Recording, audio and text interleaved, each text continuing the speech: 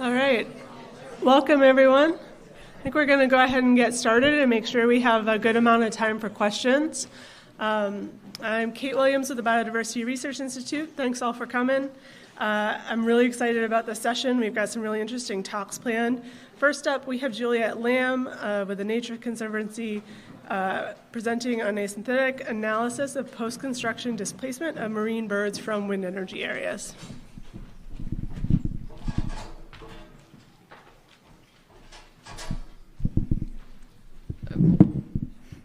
Thanks, Kate. So I'm presenting sort of the results of a meta-analysis that I've been working on with a large group of collaborators over the past sort of year or so. So just as background, we hear a lot about collisions and collision modeling with respect to birds, but we're also interested in distributional change that results from the construction of wind farms. So this can be either a reduction in occurrence or abundance or an increase. So a displacement effect would be a reduction, and an attraction effect would be an increase. And either of these, whether positive or negative effects, can have energetic, physiological, and also cumulative effects across multiple wind farms. So if birds are either going toward or going away from areas that they previously were using or not using in different ways, this can have probably sublethal effects that can extend to population parameters like survival and reproduction. But these are really challenging to measure in marine systems. So there's a high level of underlying variability, spatiotemporal variability in these systems that makes teasing out the specific effects of a given wind farm pretty difficult. There's also a lot of individual variability among organisms, as well as annual cycle variability in how they use habitats across different phases of their life cycles. And there's a lot of variability among the methods that we use to survey and to understand distributions at sea. So this group that I've been working with kind of identified a need to understand the patterns of distribution, the patterns of survey techniques, and the patterns of displacement and attraction effects, and to develop best practices for monitoring and quantifying and mitigating these effects. So this review of existing literature that formed the basis for the meta-analysis was conducted by the Avian Displacement Guidance Committee, which is a working group of the New York State Environmental Technical Working Group, or ETWIG, which you've probably heard about earlier today.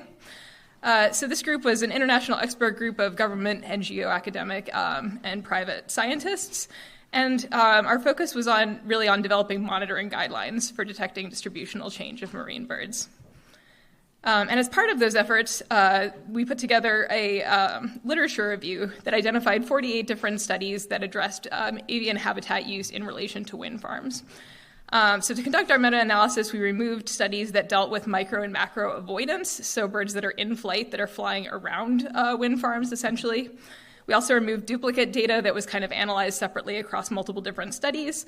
And then within each study, we teased out data on different species, different locations, or different distances from the wind farms to look at effects measured within each of those studies. So after filtering, we retained 39 unique studies that were conducted between 2004 and 2022. These covered 23 different wind farms or wind farm clusters where there were several wind farms in the same area that were treated as kind of a macro wind farm. So most of the studies were from the North Sea in Europe, but we also had studies from the Irish Sea and the Baltic Sea. The completion dates for the wind farms ranged from 1995 to 2018, so there's a big sort of range of initiation dates for these that also affected the technology and the survey methods available, which I'll get into a bit later. But we ended up with 29 different species, which we classified into 10 different taxonomic groups for the purposes of our analysis. So our sort of overarching goal for this work was to compare the effects of 3 different sort of suites of variables, so biological parameters of the species themselves, study design parameters, so the things that varied across the different studies, and then the wind farm characteristics. And we wanted to see how these sort of 3 groups of variables affected both the frequency of detecting distributional change and also the magnitude of changes as they were detected.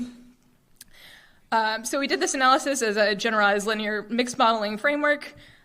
We used study ID as a random factor to account for the fact that we were sampling multiple different species or distances or other parameters within the same study. In terms of biological parameters, we looked at taxonomy. So we looked at either taxon or species and did a preliminary assessment to see which was more parsimonious, and ended up using taxon as kind of our primary species variable. We also looked at stage, so whether studies looked at juvenile, adult, or across all life stages. And we looked at season, whether breeding, non-breeding, or throughout the year. In terms of study design parameters, we looked at both the total footprint of the study area and also the ratio of the wind farm area to the study area. We looked at the distance at which the effect was detected, so how far away was the observation from the study area when they were measuring whether there was an effect or not. We looked at the period of the study, so whether it was before, after, or before, after. We looked at the type of study, so whether it was a gradient, a control impact, or gradient and control impact. The number of years post-construction that surveys were conducted, the distance minimum and maximum from the impact area to the reference area, the width of any buffers that were used to kind of incorporate areas outside of the wind farm as part of the affected area, and the survey methodology, so boat-based, aerial, et cetera. And then finally, for wind farm characteristics, we looked at minimum, mean, and maximum across a range of different parameters, including latitude, turbine height, distance to shore, depth, the total footprint of the wind farm, the number of turbines, the density, and the year of completion. And for all of these different fixed and random effects, we were looking at two different response variables. So either was an effect detected, yes or no, basically was there a significant effect, and then the magnitude of effect, which we looked at in terms of the percent change in occupancy between the reference condition and the affected condition. And a lot of these variables, as you can imagine, were quite correlated. And so we saw some relationships. Those kind of larger blue circles were positive relationships and red circles were negative. Basically, we tried to, in the cases of correlated variables, do an initial selection step and pick out which one had the most explanatory power for the response variables that we were looking at. So what we ended up with for our first model, which was the binary whether or not a significant effect was detected, when we looked at wind farm characteristics only, the three variables included in the best model were turbine density, minimum distance to shore, and minimum latitude. But the explanatory power of this model wasn't very high, so we had an R-squared of 0.15, so 15% approximately of the variation. When we looked at only biological parameters, the best model contained taxon and season, so breeding, non-breeding, or all. And the R-squared was much higher. So the biological parameters alone actually explained about 54% of the variation, suggesting that there was a pretty strong response of the species itself to displacement. And then finally, in terms of looking at only study design variables, the best model included the number of years post-construction, the distance to the wind farm at which the effect was measured, the footprint of the study area, and the maximum distance. And this was kind of intermediate between the other two models, so we had 29% of the variation for the study design only. This is really messing up my animations here. But anyway, so when we looked at only biological parameters, basically the taxon was one of the models included in the top, one of the variables included in the top model. And we sort of saw a split between taxa where effects were pretty frequently detected and the confidence intervals were pretty small, so we're pretty sure that those effects are happening. And then effects that were less frequently detected with really large uncertainty. So these were rarer species in taxa like fulmars, skuas, and to some extent terns, had these sort of low likelihood of detecting an effect, but also really high variability.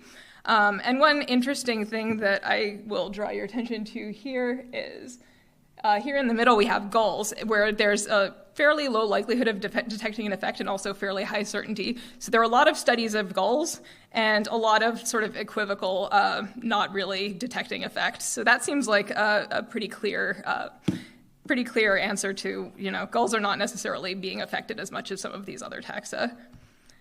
And then for the season during which effects were measured, we saw that studies that measured across the entire annual cycle were less likely to detect effects compared to studies that looked only at the breeding season or the non-breeding season, probably because there's so much variation in sort of behavior and occupancy patterns across the year that gets a little bit lost when the entire year is included. And then in terms of including the study design variables, we had the distance I'll just do that. All right, we had the distance to the wind farm at which the effect was detected, the survey area footprint, and then for wind farm characteristics, the distance to shore and the turbine density were all included in the best model across all three of those sets of covariates. So there was an interaction between whether or not an effect was detected between the distance to effect and the species. For most species, you see a sort of decreasing relationship, so effects are most likely very close to the wind farm. As you get further away from the wind farm, you're much less likely to detect an effect. But we did have a few species where the likelihood increases. So up at the top here, we have sea ducks, alcids, and gannets with either a sort of stable or even increasing relationship. And the reason for that seems to be primarily that there are a few studies from Europe that use really large sort of regional scale monitoring programs to look at effects, and those are targeting those species. So primarily common murres, gannets, and scoters, and those studies generally did detect displacement effects at kind of these really large regional scales. So those seem to be kind of weighting those species in favor of further away from wind farms, you're actually more likely to detect an effect. So for the study area footprint and the study area to survey area to wind farm ratio, both of those were increasing. So as you have a larger study area, you're more likely to detect an effect. And then in terms of the wind farms themselves, effects were more likely further from shore and at lower turbine densities, which was interesting.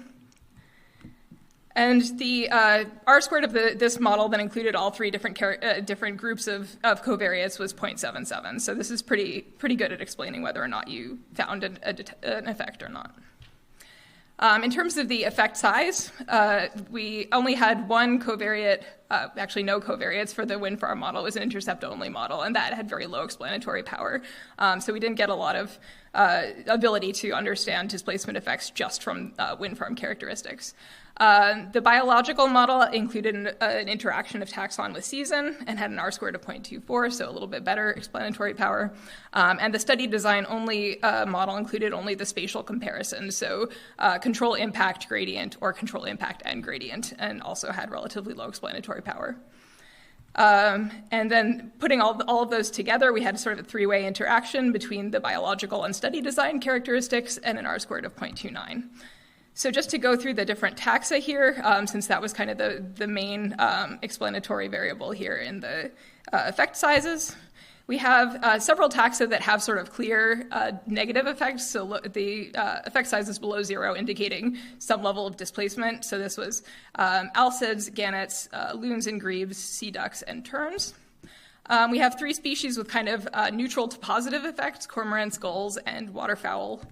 And then we have these two species with what seems to be very low effect sizes, meaning large displacement effects, but a lot of uncertainty. So those are the fulmars and skuas that I mentioned earlier as being relatively rare. And this three-way interaction is a little bit hard to describe, but in general, we saw that effects were often greater during non-breeding and migration. So for example, for cormorants and waterfowl. And often larger for gradient or gradient control impact studies relative to just control impact studies. So they're more likely to detect these displacement effects and larger displacement effects. So there are some caveats to this study. It's a relatively small number of different studies, so these complex interactions can be a little difficult to tease out. And we weighted all the studies equally, so we weren't really able to account for differences in sort of certainty between studies. Those would be good future directions. If we were able to obtain all the data, which aren't always reported consistently among studies. And there's this confounding effect of better survey methods with evolving technologies. So as wind farms move offshore and get less dense, we're also doing a better job surveying. So those effects may not be as large as we think. But just the take-homes from this, we see that really across all of the response variables we measured, the biological characteristics are the best predictors of displacement. So there's these differences among taxa. And we see these rarer taxa that had pretty strong probabilities of displacement, but also and high effect sizes, but also limited data to work with. We found that study design parameters were important, so the size of the comparison area, the distance at which the effects are measured, and the type of study. So the gradient studies are more likely to detect greater displacement effects. And then we found some parameters that had relatively limited effects, like the sampling duration, so the number of years after construction, before or after, and the study method itself. But given the small number of studies, I think more data might be needed to sort of tease out those effects. So that's all for now, and please let me know if you have any questions or save them for the end. Thank you.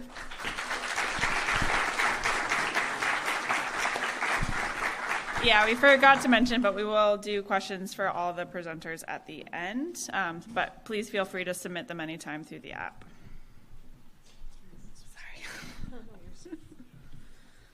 Sorry. All right, next up we have Greg Forcey with Normando talking about interannual variation in bird species abundance and activity at offshore wind farms.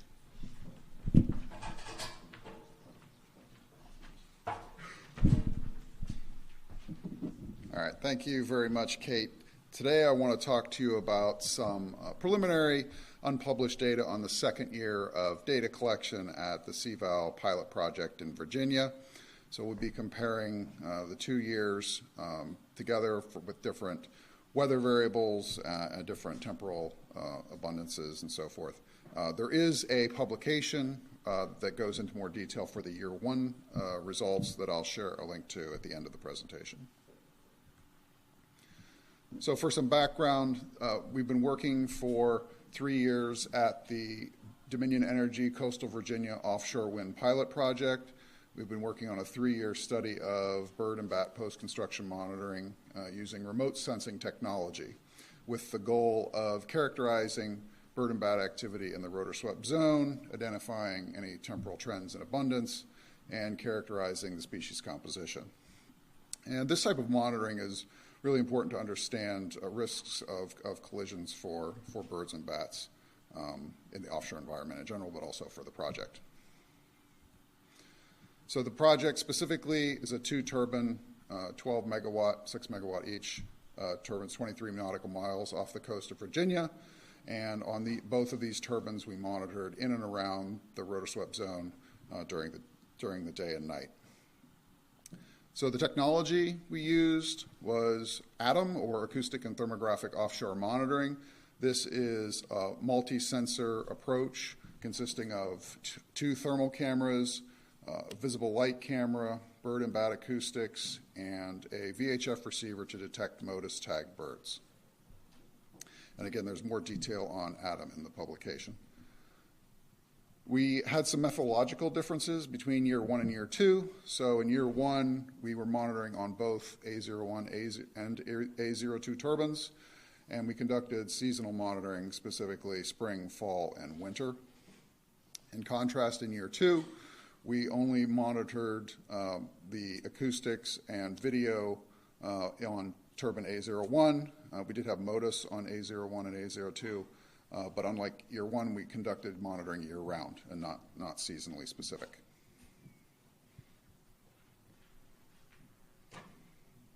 Nope.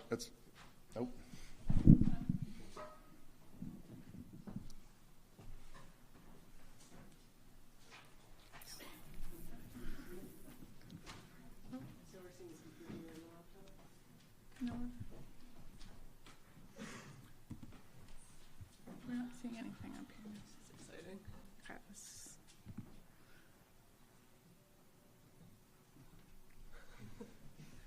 Maybe use this instead. Maybe I'll touch this, yeah, and not touch the screen. Just when it was really going to get interesting, too. So in year 1, we had 31 species, and there were 37 species in year 2. Loons, storm petrels, shearwaters, and herons were new species groups for year 2, so none of those in year 1. The loon and heron, which was common loon and green heron, were the species. They occurred in the first half of January in year 2, which we didn't survey in year 1. So year-round monitoring is definitely giving us some more information regarding the species composition. Common loon and green heron and Wilson storm petrel were only identified in the acoustics, not the video. So definitely also shows the advantages of using multiple sensors. Swallows, we had swallows both years, but we didn't identify any swallows to species in year 1. We had one swallow identified to species. That was purple martin, and that was only detected using MODIS. So each of their sensors are using their strength here. We'll be able to use the strengths of each individual sensor together. So now looking at the species, in year 1 there were 14 species that we didn't see in year 2, and there were 18 species that we saw in year 2 that we did not see in year 1. So again, getting those multiple years of monitoring is definitely giving us a better characterization than a single year alone. So this is the temporal distribution of abundance for year 1 and year 2. These numbers are normalized per turbine because we had different sampling effort. So in year 1, even with the gaps in coverage, we did see a stronger pulse activity in year 1 compared to year 2, where abundance detections were more evenly spread out over the course of the year. Temporally speaking, October had 68% of all bird detections across both years. And if we include September, so that we're looking at September and October, that had 83% of all bird detections recorded for the year. One of the reasons we suspect that the abundance is so concentrated during the fall is that this is also the time period when we're seeing most of the insects out there. So this is just looking at insects for year 1, but we had over 7,000 individual insect detections during year 1, and almost all of those were in the fall. So, and this is probably a small percentage of the total number of insects, given that we can't see the really small ones, and we're just looking mostly to being able to see the macrofaunal activity out there. So looking at day and night activity, now this is showing birds and bats. I think this is the only slide I have any bat data on, but this gives you a sense of the daytime and nighttime activity for those. Since I'm aggregating here across the year, these numbers on the y-axis are presented as targets per turbine per year. Most of the bird activity was during the day. We did have a surprising amount of bat activity during the day in year 1, about 45%, but that changed in year 2. We had a much higher amount of bat activity during the night as opposed to during the day. And we also had less bird activity during the day than we did in year 1, percentage-wise. So extending this to beyond day and night activity, we can also look at bird activity in relation to turbine rotation. So in year 1, 72% of the bird activity occurred when the blades were not spinning.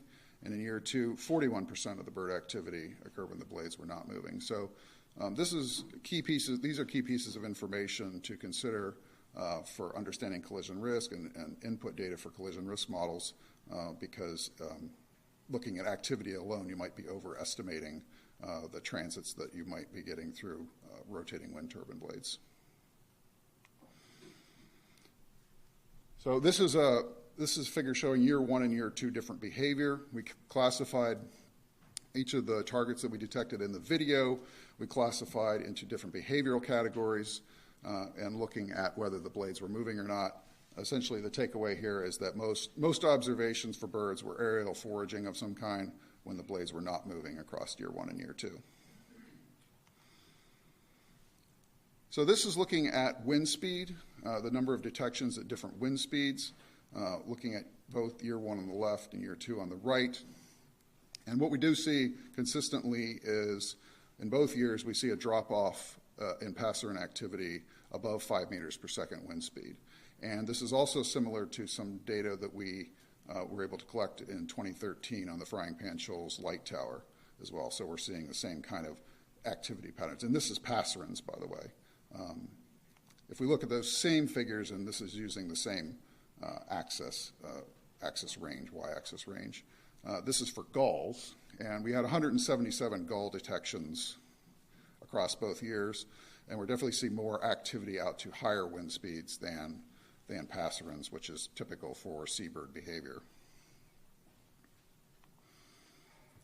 And then looking again at the same data, same figure for shorebirds, we have limited data on those. We had 35 observations across the 2-year period. Nearly all of those were found in the acoustics, suggesting some potential meso-avoidance of the turbines, since we didn't get very many in the video. But the activity data show are limited above about 9 or so meters per second, which is it's just congruent with what Loring reported out in studies showing the shorebird activity typically, or southbound flights take place in those more moderate wind speeds. So some applications, I've already mentioned this a little bit. So these certainly we can guide minimization and mitigation strategies with this type of data, when to implement those mitigation strategies under what environmental conditions. These data can be used to inform collision risk models, so with respect to the associations with wind speed and temporal occurrence, and can also be used to prioritize species for future research, understanding what's out there, give you a sense of what species you might want to focus on. So, and if there are other ideas, we do have a poster tonight at the poster session for similar data presented for bats. So if you have other ideas on what we might be able to use these data for and are interested in seeing more about the bat results, please come out to the poster. We thank Dominion Energy team and the CVAL pilot project for their continuing support of the project, SGRE for coordinating site visits, Atlantic Wind Transfers for getting us to the turbines, and to BOEM for their support of the initial development of the ATOM system. And that QR code will get you a link to the publication for the first year that I mentioned at the beginning. Thank you.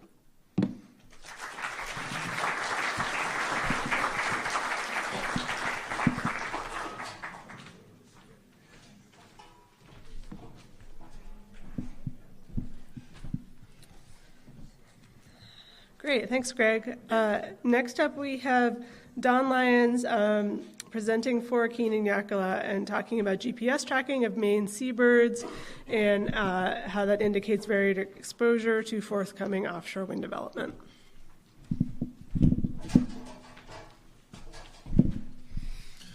Thanks, Kate. Thanks, everyone. I want to acknowledge my co-author before I get started. My PhD student, Keenan Yakola, wanted to be here very much to present, but is out on an island in the Gulf of Maine, tagging turns, getting more data for the next talk, whenever that happens. But I'm going to jump in, but to start, I just want to acknowledge a lot of other people have supported this work in various ways and partnered on this work. And so we're really focused on generating as much data on the distribution and behavior of birds as possible in the Gulf of Maine and beyond. And that takes a lot of folks to achieve that kind of goal. And we're really grateful for all the partners, many of you in the room, of course. Our work has focused on a couple things. First, species that are breeding at colonies where we work in Maine, and then narrowing that focus to species with special conservation status. And that's primarily these three pictured here. Atlantic puffins, which are state listed in Maine, Leach's storm petrels, which have recently been uplisted by the IUCN to be vulnerable, in large part due to declines documented in Atlantic Canada, which may extend down into Maine, but data are lacking on that. And then roseate terns, which are ESA listed as endangered. So these have been our primary focus. We are tracking some other species, particularly other terns, but I'll focus the talk today on these three.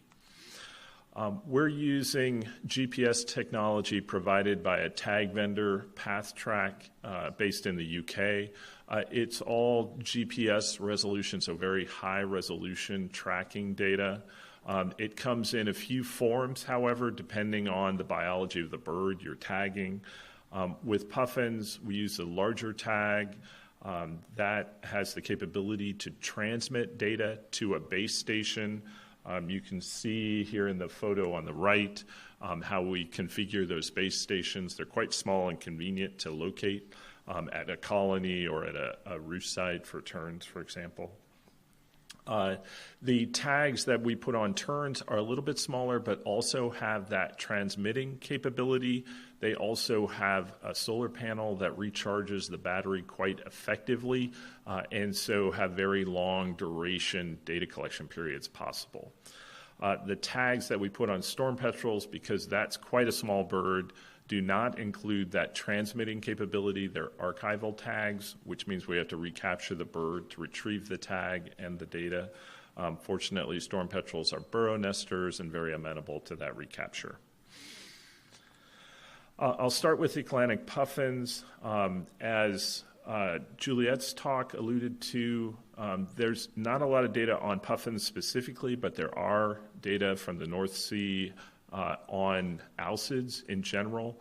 There is some information that suggests they may lean towards avoidance. Their flight style certainly is close to the water surface, presumably outside the rotor sweep zone for the most part, so presumably low risk of collision, but perhaps at risk of avoidance behavior. We've tracked Atlantic puffins now at 3 colonies. The data here on this map are for Seal Island National Wildlife Refuge in Maine. These are hot off the presses. This is 2024 data just collected over the last few weeks. The data are quite similar for the other 2 colonies shown on this map, and we're pleased to observe that the offshore lease areas that have been identified for Maine and the state research array, that's the more rectangular shape on this map, are all outside of the normal foraging range of nesting Atlantic puffins. But we do have some concerns about potential exposure of puffins to offshore development outside the breeding season. There's been some work on the winter distribution, or the fall, winter, and spring distribution of puffins using geolocator tags, a much lower resolution tag, but it does suggest overlap with these areas in most of the winter. So we're anxious to investigate this pattern with greater resolution. We're still brainstorming on ways to bring GPS technology to this question. Would love to get any ideas anyone has in the audience. Moving on to Leach's storm petrels.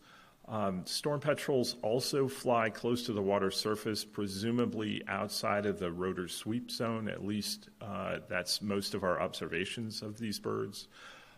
But they could be at risk both of attraction at night due to light attraction that has been documented for this species to other offshore structures, like oil and gas platforms. During the daytime, their response to structures in the water is pretty unknown, but some avoidance behavior seems possible. Leach's storm petrels will inevitably overlap with offshore wind development in the Gulf of Maine. This map shows a couple example types of their foraging trips. That includes both very long trips, multi-day trips shown here in yellow, that extend out beyond the continental shelf break. Those trips overlap with lease areas during the commuting phase of that trip, so both on the outward bound portion of it and the return. But storm petrels also exhibit shorter distance trips, particularly more so during the chick rearing period, and the purple lines are examples of those shorter trips, which suggest overlap of their foraging activity with lease areas.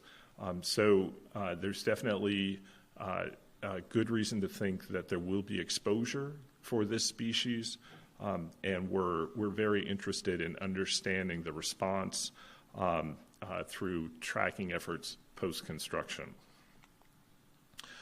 Roseate terns are a federally listed species. It's taken a while for us to develop techniques and tag technology to appropriately tag them. Our work started with common and Arctic terns as surrogates in 2019. We tagged the first roseate terns with GPS technology last summer, 2023. We tagged another set of birds in Brazil this spring, and then have supported work in New York, New Hampshire, and expanded our work in Maine this summer. This shows the activity of roseate terns that were tagged last year. This is 6 individuals. This shows the breeding area around the colony, that black star on this map, and the post-breeding behavior or distribution around Cape Cod.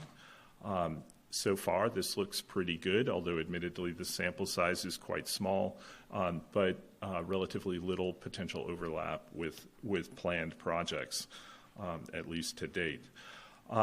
The migration of roseate terns may be a different story or somewhat different.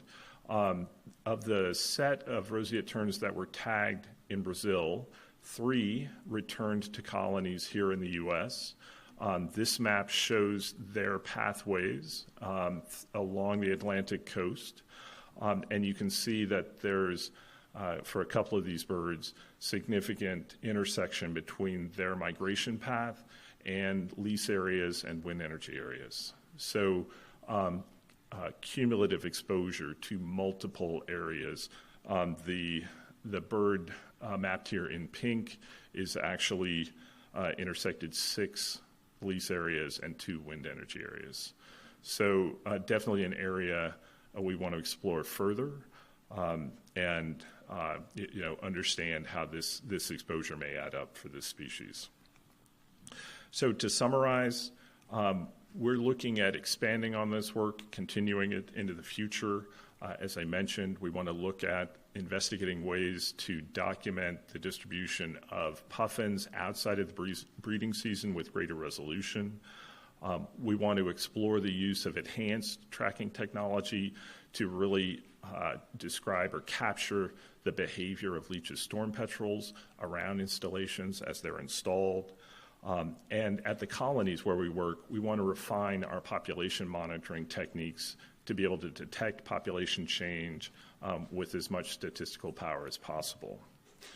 Further, with terns, we want to better understand our use of common and Arctic terns as surrogates for roseate terns, particularly around questions like flight height, where we'll have a much larger data set for common and Arctic terns than we are likely to ever achieve for roseate terns.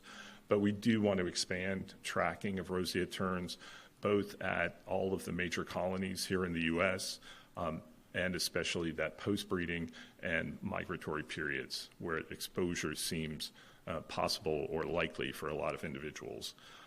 As part of that, we're working with several of you in the audience on a tern tracking network, a partnership using this technology and collecting data for one another.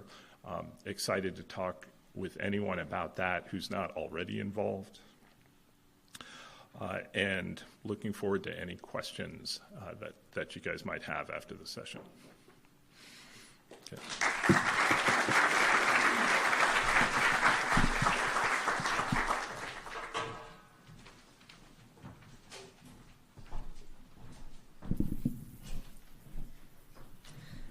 Great, thanks, Don. Up next, Arliss Winship will be talking about the application of spatial models of marine bird distributions to inform offshore wind energy development.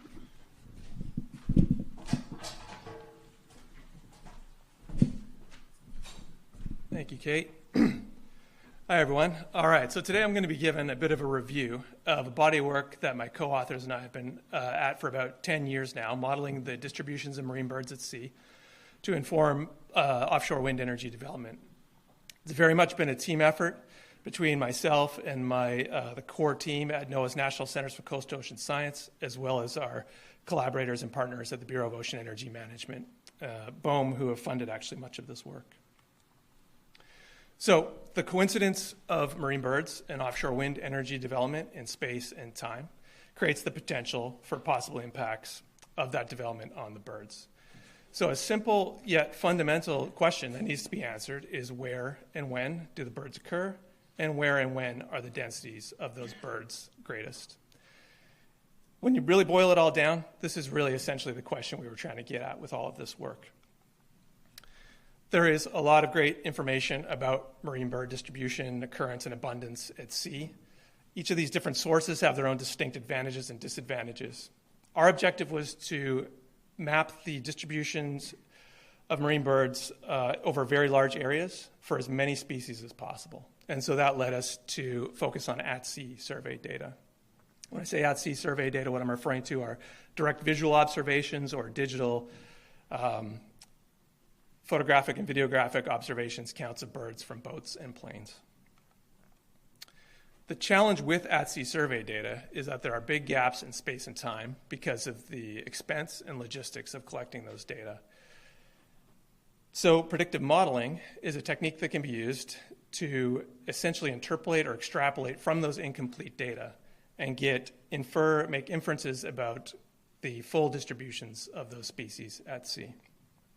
The trick that predictive modeling uses is to estimate relationships between the birds and the environment, and then apply those relationships to comprehensive environmental data sets from satellite remote sensing, ocean model outputs, things like that. So this is the approach that we employed. This map shows the different geographic areas where we've applied, where we've done work over the years. As I said at the beginning, it's been over 10 years now. We've done work on both the Atlantic and Pacific outer continental shelf areas of the contiguous U.S., as well as around the Maine, Hawaiian Islands. Our current, most recent study that's active right now is revisiting the Pacific area. And in total, we've modeled over 80 different species of marine birds through these studies. The foundations of these models are compilations of many, many at-sea survey data sets in each of these areas. And the integration of data across all these different data sets brings in some new challenges as well. The first of these is you need to account for and standardize for variable levels of survey effort. The plots on the left here show distributions of survey effort in our Pacific study area by season. And so that variation across season needs to be accounted for when you're making inferences about the distributions of the birds. Another challenge is that these data are collected on different survey platforms using different survey protocols, different methods.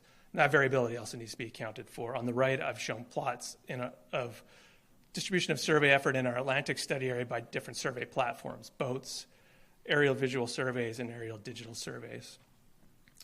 So the predictive modeling framework actually provides a perfect way to account for and standardize all of these issues when you're compiling and integrating survey data sets. So moving to what our typical model predictions look like. This is an example just for one species in one place, specifically red-footed booby in the Maine Hawaiian Islands. For those of you who've seen our model outputs, this should look familiar. It's a map showing the predicted relative density of that species. So it's essentially a heat map. The warmer colors reflect predicted higher densities of the species in those areas, and the cooler colors represent areas where the density is predicted to be lower for that species. There are a few important caveats when interpreting these model predictions. The first is that I've already alluded to, they can only be interpreted in relative terms, where the species density is relatively higher or lower. They can't be interpreted, they're not going to tell you exactly how many birds are in a given area at a given time. That limitation mostly arising from that integration across many, many different types of data sets. These models are over a very large area, so the spatial resolution is typically limited to the order of kilometers to tens of kilometers. And finally, the models were not designed to model or accurately portray the distribution of marine birds very close to shore, so in very near shore environments. In addition to those spatial aspects of the model predictions, which were our main objective, there's also temporal aspects to the model predictions that can be useful. Most of our older models, we would develop separate models for each species and season. In some of our newer work, like I've shown here for the Atlantic, we've actually developed single models for each species that have a monthly time step, and that provides a bit more flexibility in characterizing the phenology, annual phenology of a species cycle, migration and seasonal movements. In addition to the model predictions, we always provide companion information about the uncertainty in those model predictions. The example shown here is for rhinoceros auklet in one of our Pacific studies. In the middle plot, you'll notice, hopefully, there are light gray and darker gray shadings overlaid on the model predictions. The light gray indicates areas where there was no survey effort, so there are no actual data from those areas directly underlying the predictions. And the darker gray represents areas where the models were extrapolating into environmental conditions, again, where there weren't any direct observations. In addition to data coverage, we always like to give a sense of how precise the model predictions themselves were. On the right, showing an example of that is the coefficient of variation. Higher CVs mean more uncertainty, less precision. So whenever our model outputs are used, we strongly encourage folks to consider this information as well. Where there's less data coverage, where the model predictions are less precise, apply more caution. All of our model outputs are publicly available. We archive them at NOAA's National Centers for Environmental Information. As a matter of course, sometimes there's a bit of a delay. But for more user-friendly and interactive ways to see the model outputs, we also have them on many regional ocean data portals, online data portals. The example shown here is the Northeast Regional Ocean Data Portal. Great example, wonderful tool. And you can always request these things directly from us as well, just by popping me an email. Moving now to how our model outputs have been applied. As I said, BOEM, the Bureau of Ocean Energy Management, has been a main partner in this work all along, and so they are one of the main users of these model outputs. What I've shown on this slide are some excerpts from one of the environmental impact statements that they put together. The middle panel shows a figure from that report showing how they've compared the wind energy areas to these maps of predicted bird distributions in their planning process. And on the right is a table showing the model predicted proportion of the distribution of each species in each season that falls within the wind energy areas. So this information are also available in our reports, and they're being used actively in planning for wind energy development. A common desire when using the model outputs is to synthesize information across species or across time. It's a lot to deal with, 80 different maps for 12 different months of the year. And so in all of our reports, we provide guidance on how we think the different species outputs, the different temporal outputs are best combined. There's some important nuances because of the relative nature of the predictions, and we try and provide guidance on that. Another example of how these are being used in the wind energy planning process are wind energy siting analyses that BOEM is conducting in partnership with actually another of our colleagues at NOAA's National Center for Coastal Ocean Science, James Morris and his marine spatial planning team. So the examples I've shown here are just pulled from some reports, one for Oregon on the left and one for the Gulf of Maine on the right. And each of these analyses combine predictions from our bird models with a whole suite of other spatial information about other taxa, about human activities, and factoring into these area siting analyses. A cool aspect about these analyses is that in addition to just our basic model predictions, they integrated information about species-specific vulnerability to offshore wind impacts, essentially applying species-specific weightings when combining the different maps. In the Oregon case, that was done in collaboration with some of our colleagues at U.S. Geological Survey, and the Biodiversity Research Institute actually conducted that part of the analysis for the Gulf of Maine. So this slide, I just want to emphasize even more that our model outputs can be pushed further by combining them with other auxiliary information. So on the left are the two studies where those species-specific vulnerability to offshore wind information were pulled from. But our models have also contributed to more comprehensive risk assessments that have also considered the offshore wind development side of the equation. A couple of papers there shown on the right that did that. So in conclusion, just want to finish with what we see as some of the kind of key next steps with this work. The plot I've shown here is our first foray into using the predictive modeling framework to project potential changes in marine bird distributions in the future as a result of projected changes in climate. So we did this for the Atlantic. We think it worked reasonably well for some species, not as well for others. And in our current Pacific project, we're looking to further explore and expand that aspect of the modeling. I also want to reiterate that there is a lot of other important information about marine bird distribution out there. We just heard a talk by Don. Tracking data immediately comes to mind. Tracking data can provide information that our models do not. For example, what areas are used consistently by animals but for only short periods of time. They can also reveal other aspects of population information that's important, like connectivity. There'll be a great talk tomorrow about shorebird tracking and population connectivity. So our hope is that in the future we can push further to integrate what our models are providing with some of these other sources of information and give a more just better informed and more comprehensive way planning for offshore wind energy development. Unfortunately, there are too many people who have helped with this work along the way to name them all by name. Many of you are in this room. Thank you. I want to thank Brian, our former colleague, who really initiated all of this back at the beginning. Thanks to our BOEM colleagues for supporting this work. Thank you very much to all the data collectors, data providers. Can't do modeling without those data, and we used a lot of it. And I listed some of the key agencies and groups of people who have really helped us with the modeling along the way.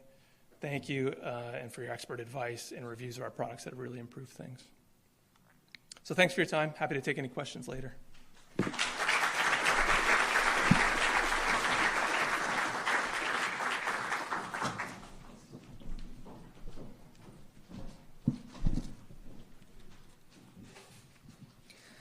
Thanks, Arliss. Our last talk of the session is actually pre-recorded. Paul Knaga could not be with us today, but he's with the Canadian Wildlife Service, and we have a pre-recorded presentation from him focused on an ongoing regional assessment of offshore wind impacts on Aerofauna in Atlantic Canada. And thank you for attending my presentation. My name is Paul Knaga. I am a wildlife biologist with the Canadian Wildlife Service out of the Regional Operations Directorate of Environment and Climate Change Canada. I am presenting the work that is supported by a number of people, namely a group of fellow biologists with the Canadian Wildlife Service, so that's Christine, Sylvain, and Katrine. Also in collaboration with Stephanie Avery-Gong from our research branch under the Science and Technology Group with Environment and Climate Change Canada. And we have been working with the Biodiversity Research Institute on a number of aspects of our regional assessment. So they're labeled here as well, and likely in the crowd with you at this conference. Recently, the federal government has entered into 2 different agreements with the province of Nova Scotia and the province of Newfoundland and Labrador to conduct regional assessments on the impacts of offshore wind in preparation of this industry entering our waters. The Nova Scotia regional assessment is in the purple polygon on the left there, and the Newfoundland study area is the green polygon, which was reduced about halfway into this process based on a constraints analysis about water depth and sea ice and icebergs, etc. So the focus area right now on Newfoundland is just that western southern coastline. It's in a hatched polygon that's kind of hard to see, but that is the area under consideration for Newfoundland. And just recently, the regional assessment of Nova Scotia and Newfoundland published their interim guidance on where offshore wind might be developed in these areas, and those are the blue polygons that you see here.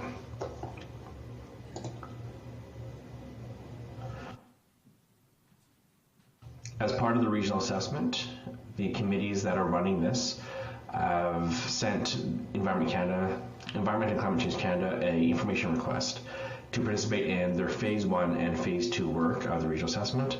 Phase 1 is all about what are our valued sort of components that we want to address in the regional assessment. And then Phase 2 is about the actual effects on those components. So Phase 1, we were focused on the spatial, temporal, altitudinal distribution of our mandated species, and for Environment Canada, this is the Aerofauna, so the wildlife. It's the migratory birds under our Migratory Birds Act, and federally assessed and listed species. So under CSIWIC assessed species and species listed as endangered or threatened or special concern under our Species at Risk Act. We considered Aerofauna into 2 broad groups: marine birds, birds that are using the marine habitats for some part of their life history. Those are the seabirds, sea ducks, diving ducks, and the phalaropes. And then we have the offshore migrants, so birds that are not really interacting with marine habitats, but just the airspace over the marine habitats, either in their pre- or post-breeding movements. That includes our land birds, shorebirds, other waterfowl, water birds such as like great blue heron. It also includes the long-distance migrant bats that were CSIWIC assessed endangered and up for listing with our federal act, and also the monarch, which is listed as endangered under our federal Species at Risk Act.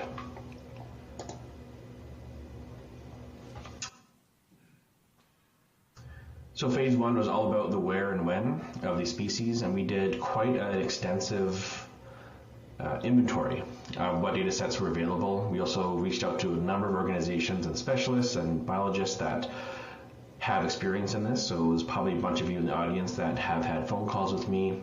Hi. We relied heavily on our internal data sets, such as the Seabird Atlas from the Eastern Canada Seabirds at Sea program, and any of the resulting density models that are being produced and published by Dave Fifield. We used our colonial bird surveys, colonial colony locations, and we did some foraging range analyses to look at where birds might be foraging.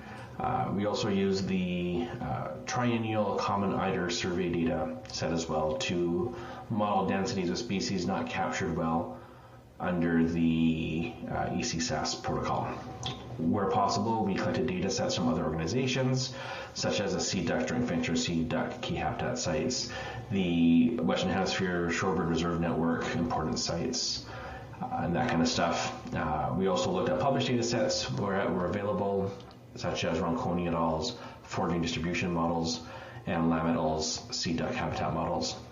So we tried to create as big of a picture, or complete of a picture as possible, to show where our valued ecosystem components might be, so that we can help prioritize what species might be interacting with offshore wind when it arrives here in Canada. Part of this was looking at offshore bats, and I'll jump to the last chapter. We don't know much about offshore bats in this region. I have been compiling observations from wherever I can find it. So we have a geodatabase on offshore Coastal Island and within 20 kilometers of coastline bat observations. I also initiated an Atlantic Sea Bats at Sea Ships of Opportunity program. So we are putting ERUs out on marine vessels in the spring and fall season this year to see if we can observe bats or detect bats. I went out this spring and we got some silver-haired bat movements over the Gulf of Maine. There's going to be a bunch of work this fall to keep testing this method out, but this is something that I'll be working on in the next several years to help bolster what we know about bat distribution. And we also did a lot of looking at movement data. We worked with the Shorebird Collective to look at shorebird tracking data sets, what's available, what we know, and that's been a really great collaboration. We're really thankful for the efforts with the Shorebird Collective to help us with this taxa group. We mined the Move Bank data set and the MODIS data sets to collectively see what we have. We created density models for tagged birds that maybe we don't have enough to do a movement model with, so did seasonal density models where we can, especially for birds with GLS. Some of these extraliminal birds that all we have is GLS data, like white-tailed tropic bird. But where we had enough movement data for, we actually went forward and created seasonal Browning Bridge movement models. And that was Sylvain under our team. He's working at getting that sort of all wrapped up and put into a report to be able to be shared around.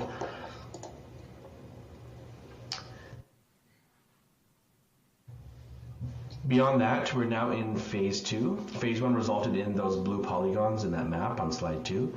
And now we're into phase 2, which is the so what. I'm not going to talk about the work on mitigations. There's a poster presentation by Kate and Julia. Please go and see that. It's fantastic. So I'm going to talk very briefly about the vulnerability and the cumulative effects work that we are trying to accomplish this summer. We have developed a migratory bird, marine bird vulnerability set of models based on previous efforts done on the Atlantic seaboard and in California, maybe a little bit pared down. We used population vulnerability as a weighting factor in the model, and population vulnerability was a combination of the Partners in Flight Continental Conservation Score, the status from IUCN, COSEWIC, SARA, and the provinces, and adult survival rates. And that also became one score that we used as a multiplier for collision and displacement. Collision was based off of flight behavior mostly, namely the nocturnal and diurnal flight activity budgets, or how often are they actually in the air. Then their flight altitude, or the distribution of their flight altitude in our rotor swept zone, which we are assuming is 25 to 300 meters, and any macro avoidance scores that we could glean from literature or previous work from these species. And then our displacement scores are based off that macro avoidance work, and also a measure of habitat flexibility And then these scores are all vetted with our taxa experts that we have here at Environment Canada. The result is the ability to produce these density models weighted by our collision scores and displacement scores. So these density models are produced by Dave Fifield using the EC-SAS dataset up here in Atlantic Canada. So we now have seasonal rasters with vulnerability for collision and displacement that we are going to be sharing with the committees for the regional assessment and to evaluate these interim or these preliminary licensing areas. Stephanie, who was with our research branch, is working with BRI on a cumulative effects framework for the regional assessment. The goal is to support the assessment by creating A, the framework, and then B, running some case studies and sharing these results with the committees to help inform how they're going to push forward cumulative effects recommendations. There's sort of a bit of a timeline here. That red box is sort of where we're sitting at. Megan at BRI has developed a draft framework and sent it out for peer review to a bunch of CE experts. And we have gotten a bunch of comments back, and we're looking at finalizing that right now. And as soon as that framework is finalized, we're going to go into the case studies and then submit this for publication and make sure that the committees get this and is integrated into our decision-making processes. The framework is meant to be flexible. It is meant to address the management objective of helping delineating lease areas / individual projects within the preliminary lease areas. So we're using these blue polygons as a boundary of where we're doing our CE analyses. And this is a spatial optimization approach using a bunch of input data with stressors, creating a cumulative effects metric, and trying to find out how do we minimize that cumulative effect metric using a bunch of scenarios with some VECs that we've chosen. And we chose VECs with our taxa experts. We had a big workshop in April of this year. And we chose the marine bird focal group, so birds that are going to be used in the areas, the marine habitats themselves, and species that would be present in both Newfoundland and Nova Scotia. And we came up with a list of what we call high data and low data species. High data species have enough data to support a really robust CE assessment, whereas low data species, maybe we don't have the data sets needed to do that CE analysis, but at some point we might be asked to look at what are the CE on these species. So the optimization approach is to develop a bunch of scenarios based on what the gigawatt targets might be. Nova Scotia, it's 5 gigawatts. Newfoundland, we don't know. So we might develop a bunch of scenarios at 1, 2, 5, 10 gigawatts. And then looking at what project size and then number of projects might be needed to meet those goals. So depending on gigawatt, depending on how big project sizes might be, how do we fill up those licensing areas with projects? Each licensing area would be developed into a grid, so like a raster format, and then inputting all of our VEC data, our species distribution, demographic data, stressors from other industries, offshore wind stuff.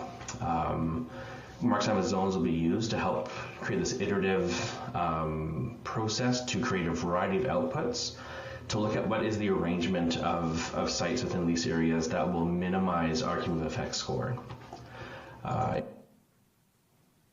If you want more details on the CE, please contact Stephanie for any questions about vulnerability or the distribution work. Please contact myself or contact either of us if you have any questions in general. Thank you for the time, and I'll be on the app answering questions. Thanks.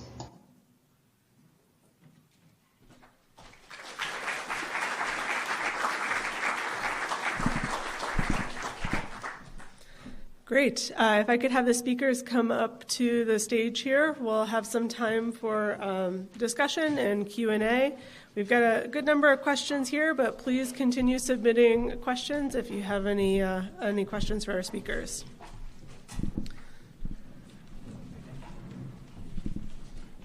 Yeah, they're different. They're much easier.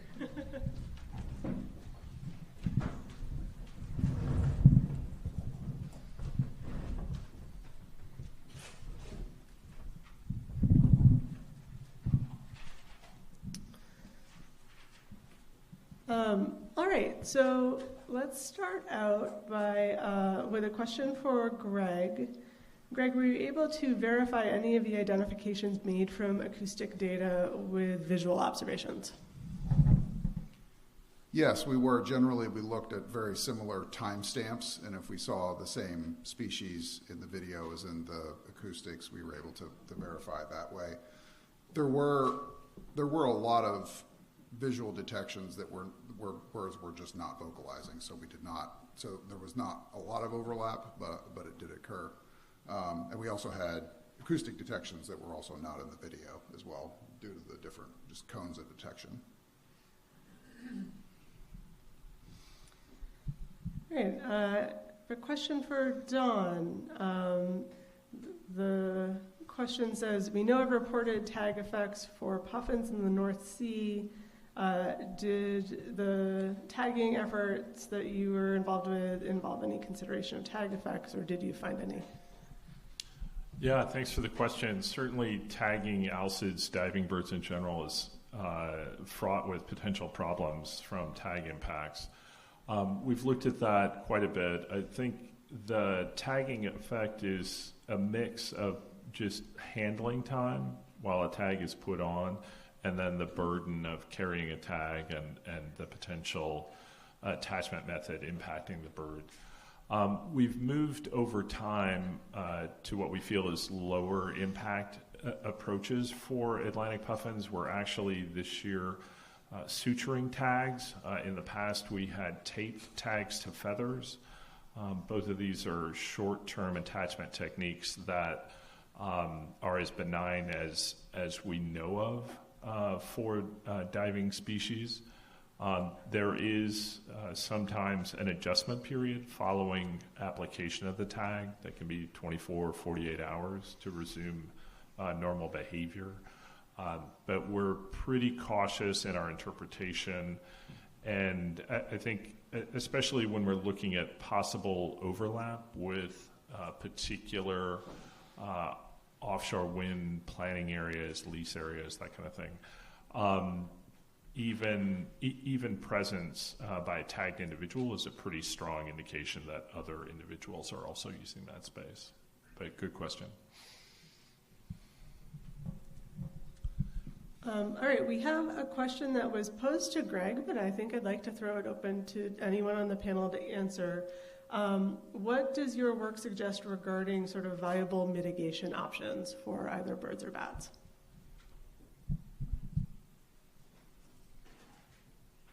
Well, the work that we did at CVOW has given us information as to when it would be optimal to apply different minimization or mitigation strategies. For example, based on the data that we found, you could get a lot of benefit from say, curtailing turbines at the below 5 meters per second, and you would still get the benefit of the blades not be spinning when most of the bird activity is occurring. There's also less economic output at those lower wind speeds anyway, so you'd be getting a lot more benefit by looking at those wind speeds when birds are active, and using that to inform your strategy. Same thing is for the temporal variation too. If you only curtail it in, say, September and October, you're getting most of the benefit and reducing the likelihood of fatalities because that's when most of the activity is.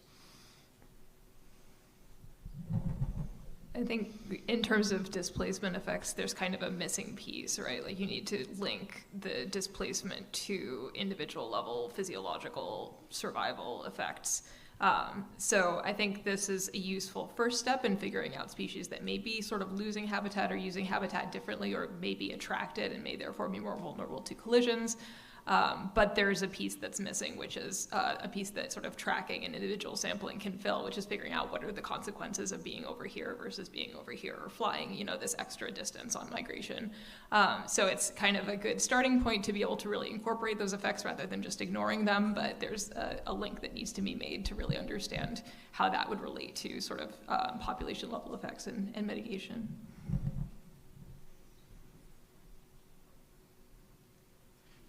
Okay. All right, follow-up question for Juliet then. I feel like changing turbine density is very commonly discussed as a possible mitigation measure. And I wonder if you could just summarize what you found in the study regarding whether increasing or decreasing turbine densities is helpful for seeing displacement or attraction effects. Yeah, I think that was one thing that we were really hoping, was to be able to kind of pull out some of those wind farm layout kind of parameters that could be incorporated at the siting phase. But what we found really was there were these kind of correlations between, larger turbines are installed at lower densities, are installed further offshore, have been installed more in recent years, and at the same time, survey methodologies have also evolved. So we were detecting an effect of turbine density where birds were more likely to display displacement effects at higher turbine or lower turbine densities. Yeah, how did I get that? It's a negative relationship anyway. So yeah, higher densities, lower effects, which seemed a little bit counterintuitive, but I think that had to do with the fact that turbine densities have kind of decreased from those earlier projects that were really high density onshore that may have had sort of poor survey methodologies and not have had effects detected. So I think that's kind of maybe not necessarily a real effect, so I would kind of caution against interpreting that as, okay, we need higher density turbine arrays to minimize displacement effects, which isn't really necessarily true. Great, thanks. I have a question for Greg. Do you have any understanding of the drivers of the difference seen in bat activity day versus night in year 1 versus year 2? No, I don't. We were quite surprised by the amount of bat activity during the daytime in year 1, and we mostly surmised that that's because bats are migrating. There's really not any place for them to retreat to roost during the day, so they're just they have no choice but to be active. But that trend seemed to be quite a bit reversed year 2. It just could be some interannual stochastic variability, but I don't have any kind of causal reason that I've come up with yet. Thank you.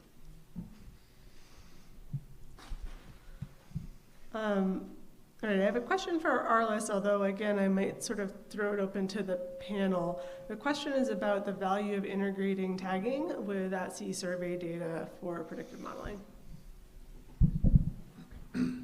Yeah, kind of as I finish with that on a slide, I really think that's a really important thing that needs to be done. People have definitely done this in certain ways. There's, the ideal in my mind as a modeler is some kind of integrated modeling framework that brings all the data together and builds sort of just a consistent model. But you can do things that are short of that just by bringing information from those different data streams into sort of as standard or similar a format as possible, in which case they can be either integrated together, averaged together, or just used together, maybe with a weighting in some of those like wind energy area siting analyses, things like that. So in my mind, I think that's the minimum of what would really be helpful, is just bringing all those different data into a format that's more easily assimilated into some of these management planning exercises. Our models very easily lend themselves to that. Some of the other data forms need a little more work to get there. Yeah.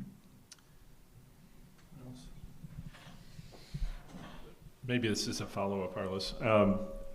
Have you considered using tagging data to build the habitat relationships, or at least augment the data set to build the habitat relationships? Yeah, the short answer is no, Don. We have not analyzed tracking data ourselves, but yeah, there's certainly plenty of examples of people who have done things like that. And yeah, that would get, I think, exactly what I was talking about. You'd end up with kind of apples and apples that could be combined and considered. We just haven't done it ourselves.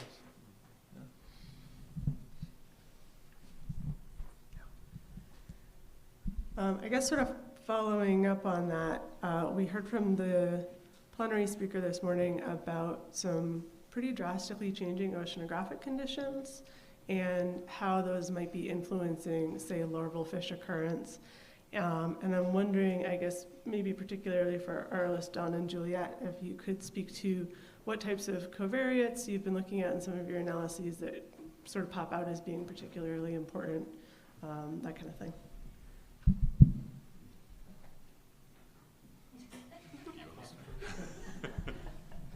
I mean, I wouldn't say this particular work is the best example of looking at covariates, but I do think there are some examples of published literature from the European context that show that the displacement effects are really confounded by oceanographic conditions. So they'll see a huge movement of birds from one area to another that really doesn't seem to have anything to do with wind energy, but is coincident with wind energy. And kind of teasing apart those effects can be really challenging. So I think, understanding, having long enough term studies and large footprint studies, which really came out as a big consideration in displacement, is really key to kind of understanding how these displacement effects and movements of birds on the ocean landscapes kind of fit in with these other patterns that are changing relative to fish distributions and changing oceanographic conditions. So really, both the time and the spatial components are key to doing that. You can't just have sort of a 1 or 2 year pre-construction and 1 or 2 year post-construction study that's going to be able to tease out the wind farm effects from all of this interannual variability. Yeah, I'll kind of echo the thoughts about scale, both temporal and spatial. I think most of our tracking studies are pretty short duration so far, in terms of at least number of years that we've tracked across to really assess variable conditions. But also often, especially our breeding season tracking work, kind of what we see in terms of climate effects on foraging patterns or distribution patterns are pretty local scale. And I think where we might see greater variation across years is during the non-breeding period, when birds are less constrained by central place foraging around a colony. I think, maybe the only thing I would add from our experiences with the modeling that we did, where we were attempting to project potential changes in bird distributions in the future, we realized very quickly that we were much more limited in terms of the oceanographic environmental covariates we could use, because you need, by definition, future projections of those variables. And so we relied on ocean model outputs. We're talking kind of a half dozen variables as opposed to the suite of remote sensing data we'd used previously. But we are excited, those models are developing as well, and there's new ones coming out that have biogeochemistry and lower trophic level projections. So we'd be looking to that, hopefully, to get maybe more proximate variables. In terms of which ones are most important in that exercise, it varies, right? So, no real general, conclusions there. And are those forecasting models being released soon? There's a question about that. Yeah, so all the results of our Atlantic stuff is in our most recent Atlantic report, published just earlier this year. The Pacific stuff is pretty early days, so it'll be a while before that comes out. But it's all in there, what we did. What worked, what didn't. So happy to provide that citation if someone needs it.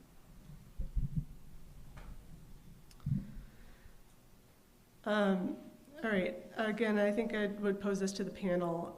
With other taxonomic groups such as cetaceans, we've seen some substantial changes in distributions over the past 2 decades. And have we seen that with the seabird community as well, and what are some examples? Probably Arliss, this is you first, I would guess. I'm going to defer here to the seabird biologist up here. Maybe I can say it's only in our latest modeling where we're even able to start asking that question within the context of our modeling, because previously all of our models were, by design, long-term average distributions over decades. And so by design, we weren't even looking at that. But our new models are matching more to environmental conditions in time to allow that projection phase. And so we're starting to be able to do that, I guess, with the data that we fit the models to, examine changes over time. But it actually wasn't a big focus of how we've looked at those results yet. But there's plenty of ecological information out there about how different species have been changing. I'd say there's also kind of an interesting dynamic with seabirds in that we know the most about them when they're on their breeding sites, and those are also kind of their least flexible period of their annual cycle, so they're really tied to specific breeding sites. They're very phylopatric. There aren't a lot of options for them because of coastal development and other factors. So I think we might underestimate the amount of range shifts because we focus on the breeding season, but like with the displacement, a lot of species did seem to be more sensitive to displacement during non-breeding, probably because they have that flexibility. They can just move to another area of the ocean. So I think the seasonal component is really key here, and we do still have a lot of limitations on collecting data on birds during non-breeding that kind of limit our ability to measure those range shifts really accurately.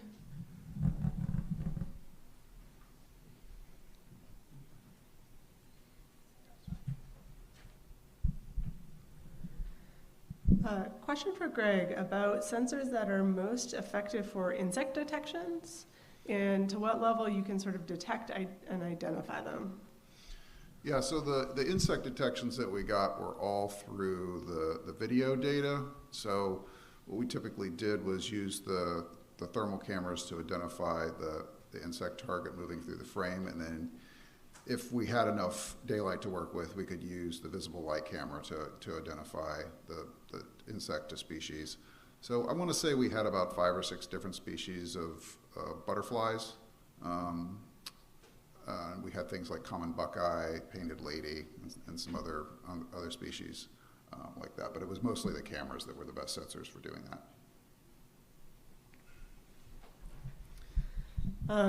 We have a question about the Gulf of Maine, so I might direct it to Don and then Paul on the conference app, but anyone else feel free to jump in.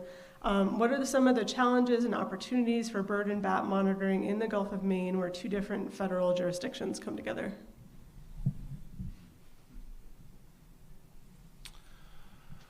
Well, I think certainly an opportunity that we've built on is kind of long-term monitoring at colonies, both protection and monitoring, which provides us access to birds for tracking studies, that kind of thing. And that crosses the international border. So that's a key opportunity. And I think the collaboration is strong as well.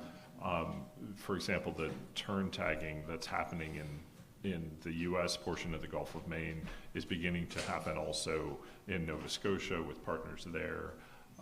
And those birds, we've coordinated the tag technology, the base station receiving technology. So, for example, those birds will most likely spend some time post-breeding on Cape Cod, and we'll be able to collect data there and return that to Nova Scotian partners. So I think in terms of tracking technology, there's some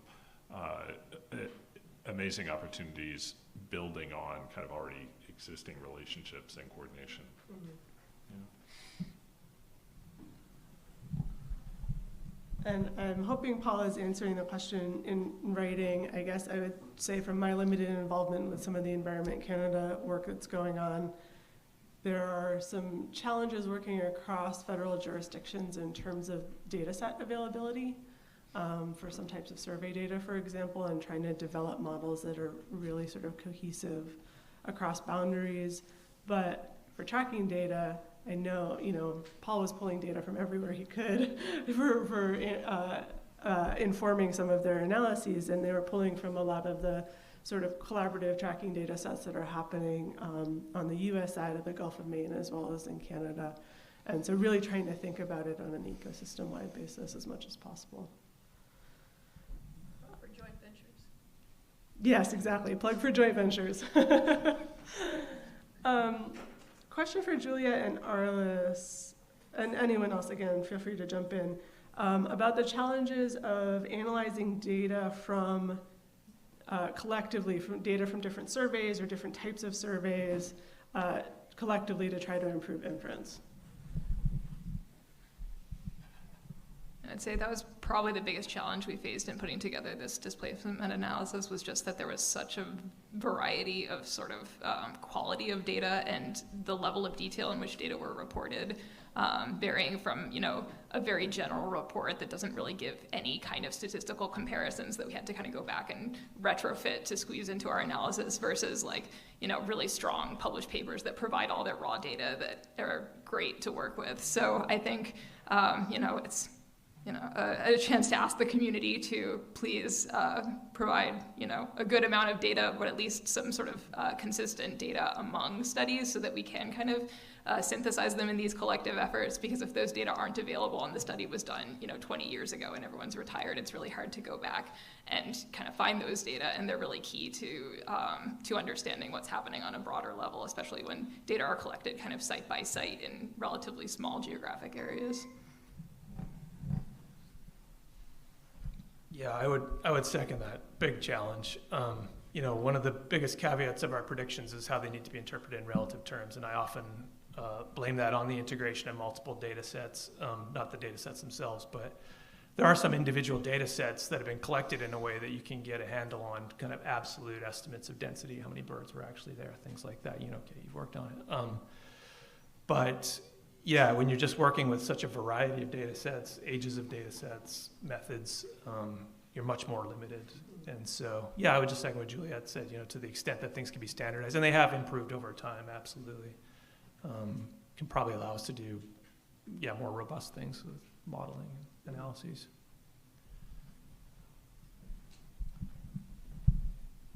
All right, question for Greg. This should be quick. Are the activity data that you were talking about relative to wind speed only for when the turbines were actually operating?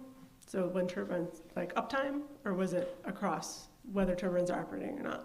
It was irrespective of whether the turbines were operating or not. So that was just the wind speed that was occurring out there graphed against activity target detection. Great. Okay, I'm going to just ask one more big picture question of the panel before we wrap up for the day. Based on the work you've talked about or other work you have going on, what are some of the biggest sort of either data gaps or recent advances that you would want to highlight for the group?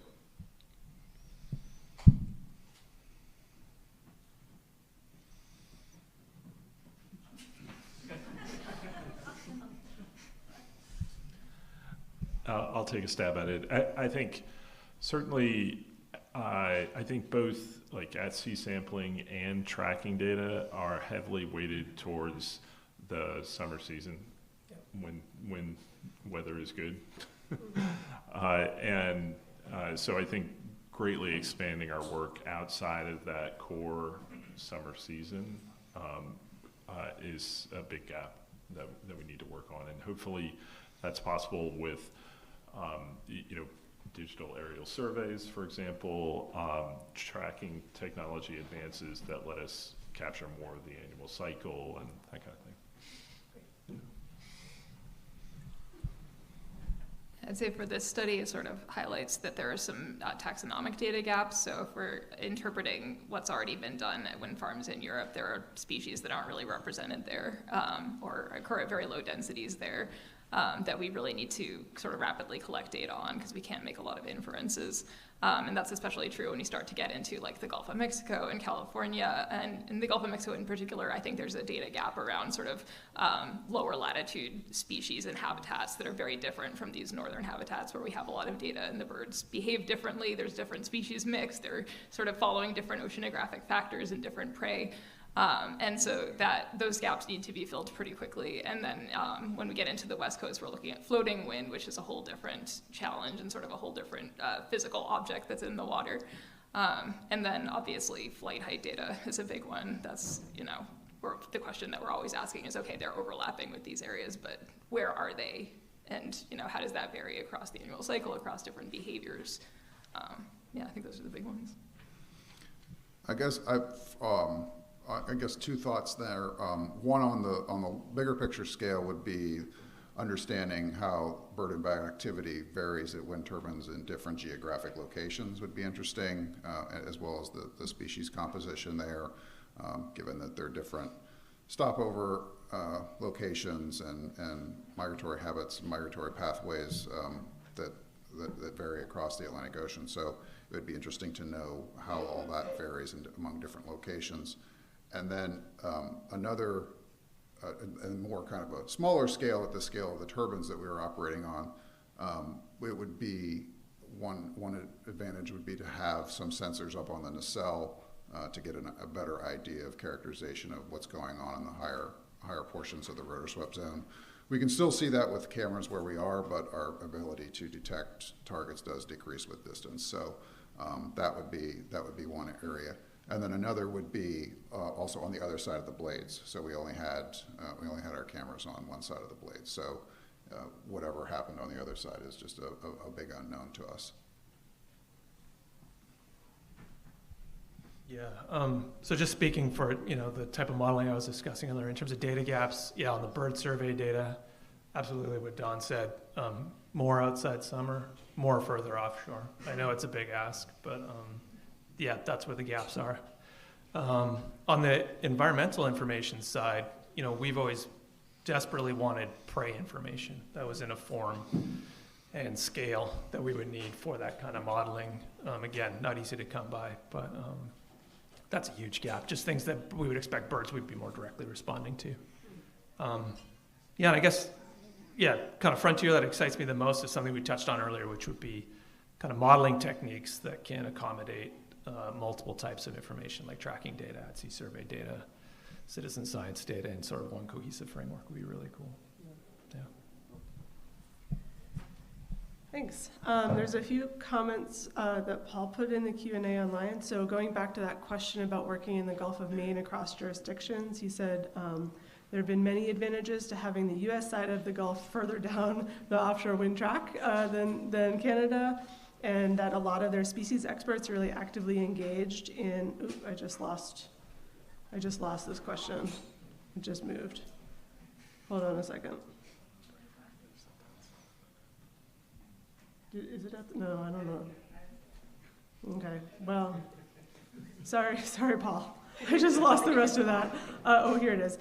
Many of their species experts are actively engaged with folks south of the border for monitoring, as Don mentioned, and also have been engaging with incredible scientists who've been thinking about offshore wind along the Atlantic for a while.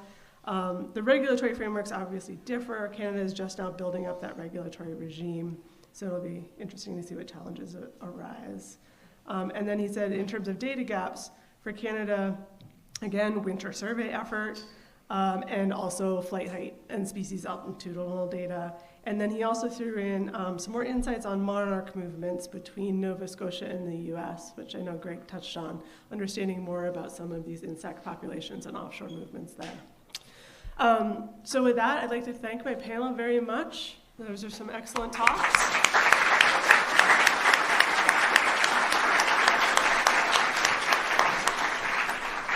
A few quick announcements. Poster session is starting in they call it the fishbowl, the atrium on sort of the other side of the building. If you go out through the lobby and down the other hallway, you will get there.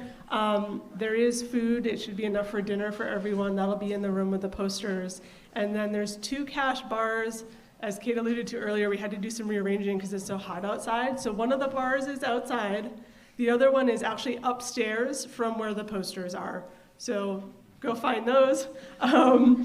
Tomorrow we'll have a welcome in the auditorium at 9 a.m. And shuttles tonight. Shuttles will be departing starting at 5 p.m. and ending at 8:45 p.m. to the 2 offsite hotels.